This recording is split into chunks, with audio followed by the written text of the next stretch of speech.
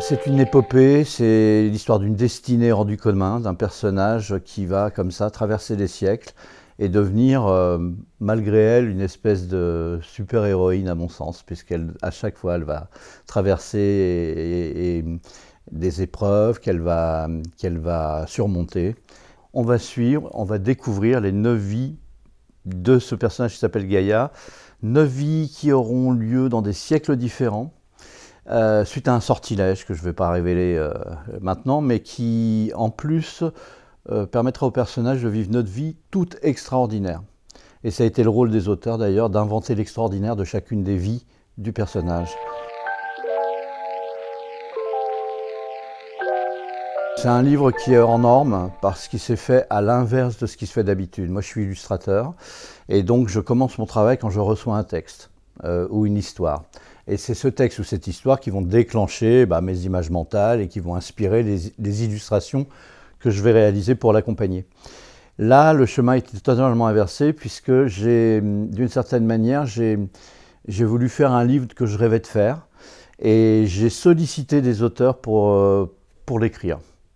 Et pour cela, je les ai tous choisis, je les connais tous, et je leur ai envoyé des images de déclenchement. Je leur ai imposé à chacune et chacun le siècle en question, mais aussi les thématiques à l'intérieur de ce siècle. Évidemment, moi, ni les auteurs ni moi n'avions jamais travaillé de cette manière-là. Et de manière générale, je ne sais pas trop si des livres comme ça se sont faits partant d'une intention et d'une envie d'illustrateur pour ensuite devenir un travail d'écriture. Le choix, il s'est fait assez naturellement pour moi parce que sur ces 9 autrices-auteurs, une grande partie, j'avais déjà travaillé avec eux, on se connaissait, on avait déjà publié des livres ensemble. Et pour ceux avec qui ça ne s'était pas produit, ça faisait longtemps qu'on avait envie de le faire. Et l'occasion ne s'était pas présentée. Et en fait, humainement, on se connaît très bien. Eux, entre eux, ne se connaissaient pas tous très bien. Et donc, comme c'était une aventure éditoriale, mais c'est aussi une aventure humaine, c'était aussi un des paramètres de mon choix que de m'adresser à des personnes avec qui je savais que le voyage se passerait bien, quoi. Le siècle était imposé, la géographie et donc la culture dans ce siècle-là également, c'était déjà suffisant. Après, dans l'image que j'ai pu leur fournir au départ, cette image de déclenchement, il pouvait y avoir des ingrédients graphiques ou des personnages dont ils se sont emparés ou pas. Ça, c'était pas du tout une obligation pour eux. Mais moi, ça m'a permis déjà, en faisant ces images et en pensant à eux et en les distribuant, déjà de m'immerger pleinement dans ce qu'allait devenir ce projet sans en connaître encore la teneur, en fait. Je prends un exemple,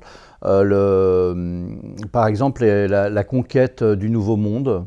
En Amazonie, donc on est au XVIe siècle, et une histoire de conquistador. Donc ça, par exemple, c'est quelque chose que j'avais envie d'illustrer et que j'ai confié, pour pas dire imposé, à Fred Bernard, pour prendre cet exemple-là. Et c'est comme ça que ce livre s'est fait, ce qui fait que c'est vraiment un livre qui est un peu sans précédent.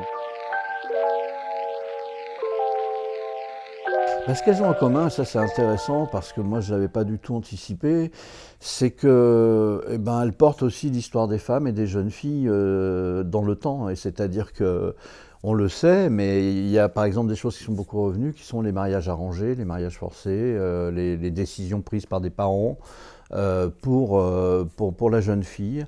Et elles s'y opposent farouchement. Presque systématiquement. Ça, c'est quelque chose qui est revenu, par exemple. Ensuite, ce qui est intéressant, c'est que les péripéties ou ce qu'elle a à vaincre dans chacune de ses vies, puisqu'aucune de ses vies n'est facile, mais à chaque fois, elle est héroïque. Et cette figure héroïque en fait, ce que je disais tout à l'heure, une espèce de super-héroïne si on part du principe que c'est ce personnage qui va traverser toutes ses vies, de la première à la dernière, même si elle, dans chacune de ses vies, n'a aucun souvenir de ses vies passées. Donc nous, on a une espèce de complicité dans le secret, en tant que lecteur. On sait que le personnage va vivre 9 vies. Le personnage, lui, ne le sait pas.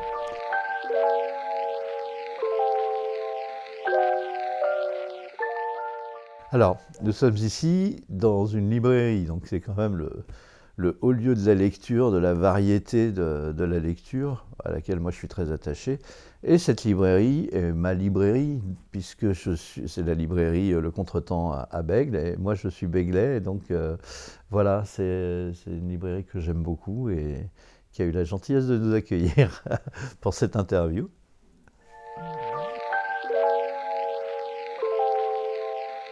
Moi, le message que je veux faire passer, c'est que la littérature est un voyage intérieur, nous permet des voyages intérieurs extrêmement puissants. Il y a une phrase un peu toute faite qui dit qu'un livre peut changer une vie.